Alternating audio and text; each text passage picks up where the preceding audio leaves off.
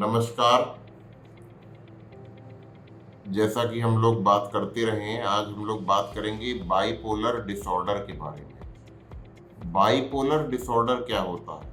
Bipolar disorder एक मानसिक रोग है जिसमें पेशेंट के डिप्रेशन और मेनिया दोनों की फेजेस होती हैं।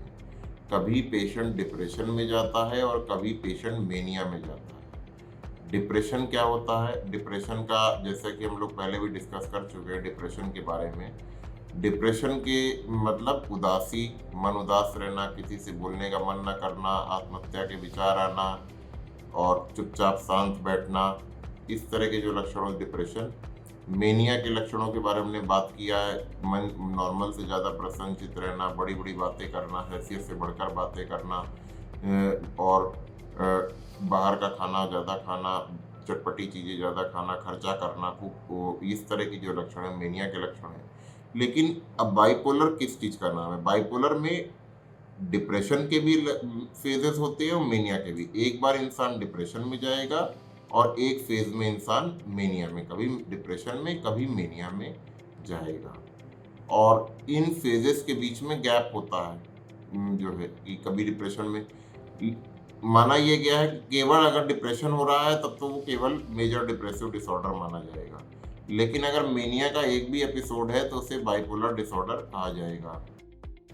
उसके अतिरिक्त अगर हम देखें बाई मेनिया डिप्रेशन के अलावा कुछ टर्म्स और हैं इसमें, जैसे कि डिस्थाइमिया। डिस्थाइमिया क्या होता है? डिस्थाइमिया मतलब लो ग्रेड डिप्रेशन। डिप्रेशन के सारे लक्षण नहीं प्रेजेंट होंगे, कुछ कुछ लक्षण प्रेजेंट होंगे जो कि हर समय बने रहेंगे। और लेकिन इंसान डिप्रेशन में अपना कामकाज नहीं कर पाता है, कामकाज करने में दिक्कत होती है रोजमर्रा के कार्य में, लेकिन डिस्थाइमिया में रोजमर्रा का कार्य थोड़ा बहुत कर सकता है। अब दूसरा इसमें होता है साइक्लोथाइमिया।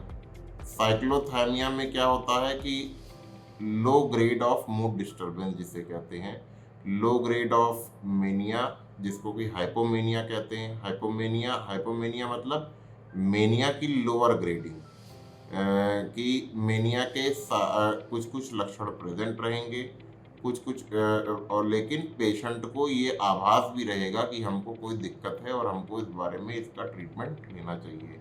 फुल ब्लोन मेनिया नहीं रहेगा जो है, लेकिन उसको उसमें भी थोड़ी थोड़ी काम करने में या चीज़ों में दिक्कत आने लग जाएगी, लेकिन वो हमेशा जॉली मूड में या फिर खुशी भी रहेगा जो है। अब साइक्लोथाइमिया में डिस्थाइमिया यानी हल्का हल्का डिप्रेशन या हाइपोमेनिया हल्का हल्का मेनिक के लक्षण हल्के हल्के रहेंगे, इसको साइक्लोथाइमिया कहते हैं। ये टर्म्स जो है ये डिस्क्राइब करते, ये बाइपोलर डिसऑर्डर के अंदर में सारे आते हैं। अब हम बात करेंगे कि बाइपोलर डिसऑर्डर का ट्रीटमेंट के बारे में। बाइपोलर डिसऑर्डर का ट्रीटमेंट मूड स्टेबलाइजर दवाओं से किया जाता है, जिससे कि मूड को स्टेबलाइज किया जा सके। कभी कभी मूड स्टेबलाइजर्स के साथ में हमको कुछ और दवाएं जैसे कि एंटीसाइकोटिक्स हैं या सीडेटिव्स हैं नींद लाने के लिए, ये सब चीज़ें दवाएं जोड़नी पड़ती हैं। और ये दवाएं कभी कभी सारी दवाएं बंद होकर एक दवा लो पावर पे लाइफ लॉन्ग भी चलती है कभी कभी, क्योंकि जिससे कि दूसरी बार पेशेंट पलटे ना। जितनी बार एक किंडलिंग फिनोमेना होता है, जितनी बार एपिसोड होगा अगला एपिसोड पिछले एपिसोड से ज़्यादा सीवियर होगा, अगला एपिसोड पिछले एपिसोड से ज़्यादा दवा लगेगी ठीक करने के लिए, ज़्यादा समय लगेगा ठीक करने के लिए। और अगर बार बार दवा छूटती जाएगी, बार बार एपिसोड होते जाएंगे, तो बीच में जो नॉर्मलसी का पीरियड है वो घटता चला जाएगा और बीमारी का पीरियड बढ़ता चला जाएगा। चाहे डिप्रेशन की बीमारी हो, चाहे मेनिया की बीमारी हो, चाहे साइक्लोथाइमिया हो, चाहे हाइपोमेनिया हो, चाहे डिस्थाइमिया हो, ये चीज़ें बढ़ती चली जाएंगी। तो हमें ध्यान क्या रखना है कि दवाएं नहीं छोड़नी है। अब दवाएं नहीं छोड़नी है ये सोच के कि समाज में भ्रांतियां हैं कि साइड इफेक्ट और होते हैं। ये देखिए, साइड इफेक्ट का जहाँ तक सवाल है, कोई भी चिकित्सक जब दवा देता है तो साइड इफेक्ट और पॉजिटिव इफेक्ट को बैलेंस करके देता है कि साइड इफेक्ट कम से कम रहें, पॉजिटिव इफेक्ट ज़्यादा से ज़्यादा रहें, ये चीज़ देख के देता है। तो इन चीज़ों के बारे में गौर ना करके हमें अपनी सेहत के बारे में उस समय ध्यान करना है। और ऐसा कोई भी चिकित्सक, जो मनोचिकित्सक दवा देगा, ऐसी कोई नहीं देगा कि जो कि आपकी सेहत को नुकसान पहुँचाए। तो इन चीज़ों के बारे में आपको ध्यान देना है। और बाइपोलर डिसऑर्डर एक कंटिन्यूअम में इलनेस है, लॉन्गिट्यूडनल कोर्स में हम देखते हैं, यानी कि एपिसोड्स होते हैं। एक बार हुआ, फिर एक बार डिप्रेशन हुआ, फिर मेनिया हो सकता है, एक बार मेनिया हुआ फिर डिप्रेशन हो सकता है। लेकिन अगर दवा चलती रहती है तो एपिसोड्स की फ्रीक्वेंसी घटती जाती है, हल्का फुल्का आएगा भी तो बहुत कम रूप में आएगा और हम लोग स्वस्थ रहेंगे। तो इसका मेजर इलाज दवा है, और कुछ लेवल पे काउंसलिंग और सोशल स्किल ट्रेनिंग भी हमें मदद कर सकती है। इसी के साथ धन्यवाद, और ये वीडियो आप सभी को शेयर करें जिससे लोग इसके बारे में जानें और पहचानें, और इन चीज़ों को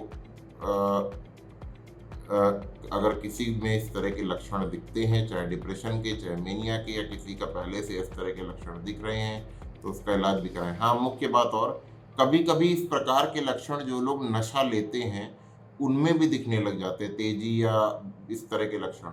तो उसमें इलाज नशा अगर ठीक किया जाएगा, नशा अगर छोड़ा जाएगा, नशा का इलाज होगा, तो ये चीज़ें अपने आप ठीक हो जाएंगी। लेकिन ये चीज़ बिल्कुल ध्यान, और बीमारी के कई बार ऐसा होता है पेशेंट बीमारी के दौरान भी नशा करने लग जाता है कि बीमारी हमारी ठीक करने के लिए सेल्फ मेडिकेशन के तौर पर। तो उसमें भी हमें ध्यान रखना है कि नशा नहीं लेना है। नशा जड़ है हर चीज़ की, लेकिन ये नहीं कि ये बीमारी नशे से ही होती है, बीमारी अपने आप से भी होती है, लेकिन नशे से बढ़ा देती है, नशा इसे बढ़ा देता है, और नशे से अलग से भी हो सकती है। ठीक है, तो ये चीज़ें ध्यान रखनी है, और सभी को ये वीडियो दिखाएं, शेयर करें, जिससे लोग इस बीमारी के बारे में जानें, मानसिक स्वास्थ्य के विषय में जागरूकता पैदा हो समाज में, और लोग मनोचिकित्सक से संपर्क करें और अपने को स्वस्थ रखें और निरोगी रखें। धन्यवाद।